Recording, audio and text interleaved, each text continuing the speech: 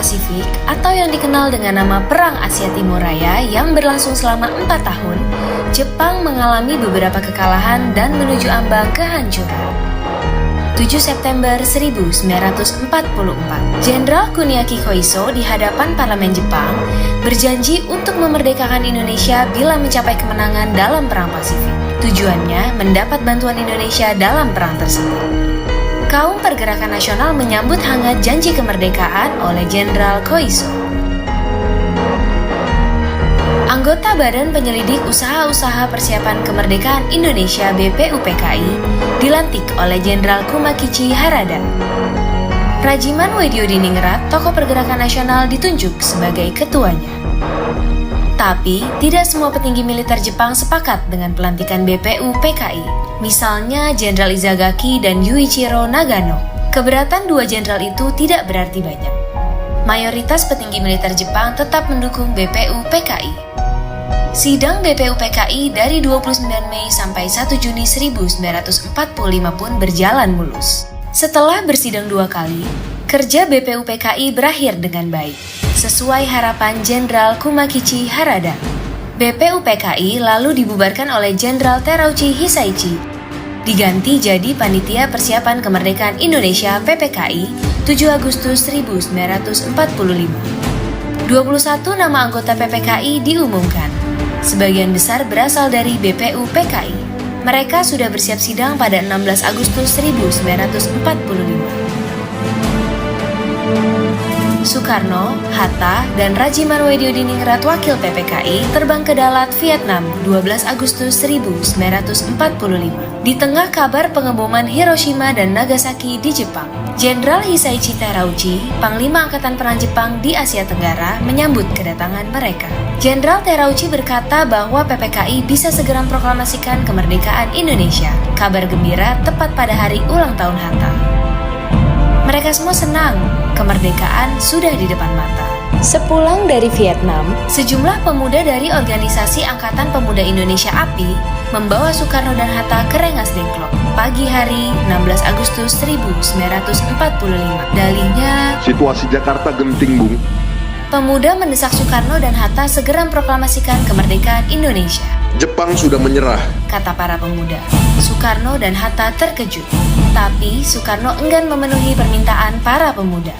Menurut Soekarno dan Hatta, proklamasi kemerdekaan harus melalui rapat PPKI. Pemuda akhirnya memulangkan mereka ke Jakarta sore harinya. Sepulang dari Rengas Dengklok, Soekarno dan Hatta hendak bersidang dengan PPKI di Hotel Des Indies, Jakarta. Tapi Jepang melarangnya. Perubahan situasi mengarahkan rapat persiapan kemerdekaan ke rumah Laksamana Maeda, perwira Angkatan Laut Jepang. Di tempat inilah dalam sebuah ruangan, Soekarno, Hatta, dan Ahmad Subarjo merumuskan naskah proklamasi kemerdekaan tanpa gangguan dari Jepang. Soekarno lalu membacakannya ke anggota PPKI dan pemuda di serambi rumah. Naskah yang singkat, tapi semua sepakat dengan isinya. Kemerdekaan bukan lagi impian. Hari bersejarah itu tiba. Soekarno membacakan naskah proklamasi kemerdekaan Indonesia ke banyak orang di rumahnya, di Jalan Pegangsaan Timur nomor 56 Jakarta. Tokoh-tokoh Pergerakan Nasional dan rakyat biasa membaur, mendengarkan pembacaan itu dengan heran. Setelah itu, bendera merah putih jahitan Fatmawati, istri Soekarno, dinaikkan perlahan, diiringi lagu Indonesia Raya. Penghormatan pun diberikan. 17 Agustus 1945, Indonesia akhirnya merdeka. Ini bukanlah pemberian, melainkan hasil perjuangan dari seluruh rakyat Indonesia. Proklamasi kemerdekaan mengantar bangsa Indonesia bergelut dengan cerita baru. Jepang memang telah terjungkir, tapi pengaruhnya belum berakhir. Ini dialami oleh fotografer Mendur bersaudara dalam merekam dan menyebar proklamasi. Jepang menghancurkan kamera Alex Mendur, sang kakak. Karena itu, Franz, sang adik, mengubur negatif fotonya di halaman kantor Surat Kabar Asia Raya demi selamatkan bukti-bukti proklamasi. Di tempat lain, pewarta berhasil mengabarkan proklamasi lewat media cetak, juga melalui siaran radio dengan menggunakan beragam bahasa daerah. Di desa-desa, pemuda Republik berperan meneruskan kabar proklamasi. Mereka berkeliling dan berteriak, "Jepang menyerah, Indonesia merdeka!" Akhirnya, tiap orang menjadi saksi Indonesia telah merdeka.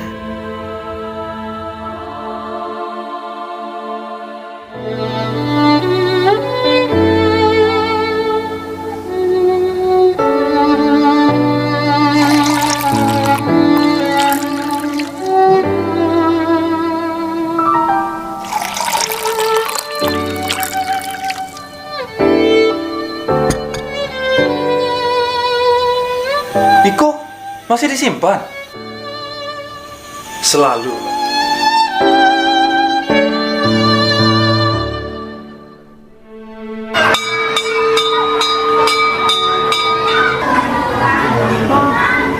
Anak-anak, pelajaran kita hari ini sudah selesai ya.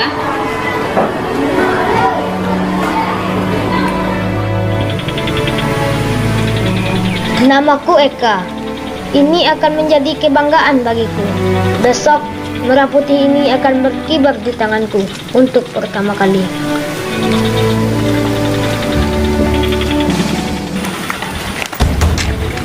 Apa tuh? Nak ada apa-apa dah. Ini tim buah. Tiwa tinggal rumah dah. Wah, buat Bertuang lah. Woi, bendera Raden.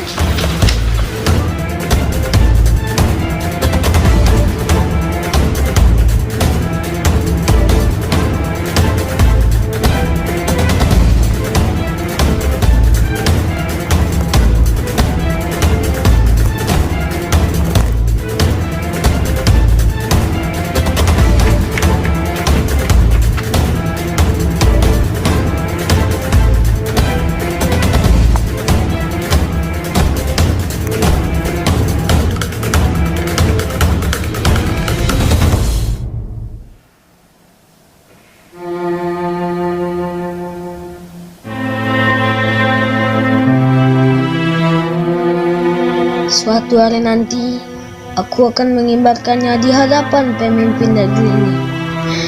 Dan akan kujaga hingga tak ada orang yang berani merendahkannya. Tapi, apakah aku masih pantas?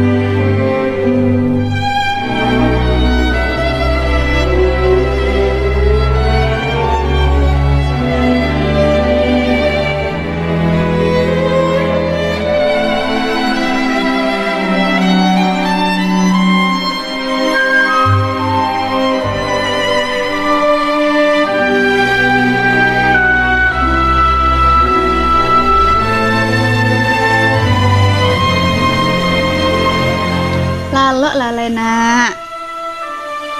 Iyo bu, sebentar lagi.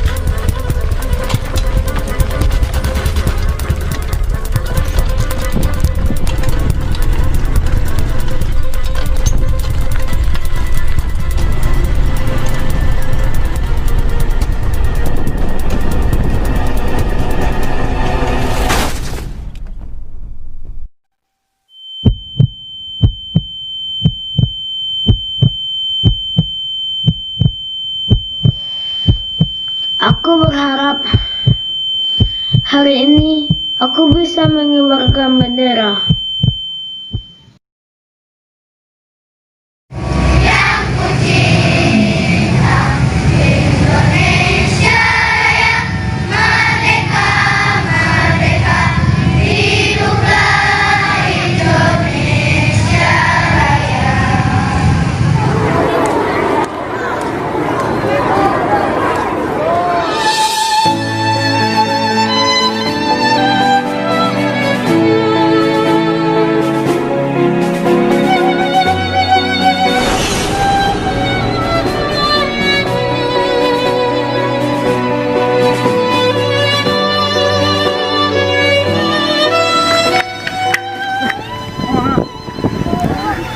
Tapi kemana?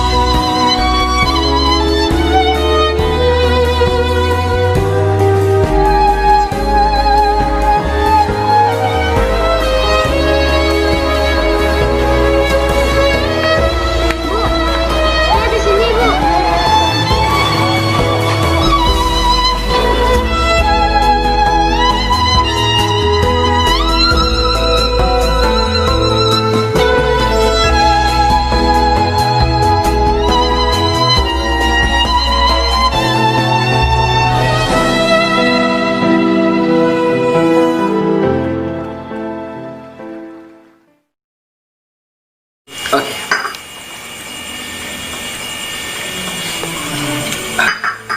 Apa kabar gini? Alhamdulillah sehat, Pak. Apa kabar gini? Alhamdulillah, Alhamdulillah. Alah, pada lama tinggal di siko. Kalau di siku ya sekitar 6 bulan lah, Pak. Lah lumayan lama ya. Alhamdulillah kita lagi rasa senang ya. Alamannya prestasi. Alhamdulillah.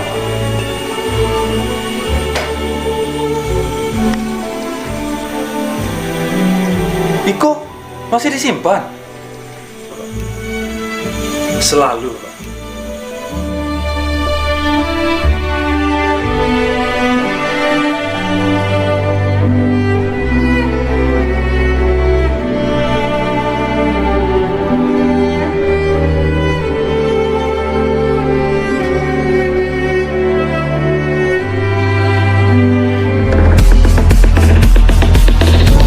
Proklamasi kami, bangsa Indonesia, dengan ini menyatakan kemerdekaan Indonesia.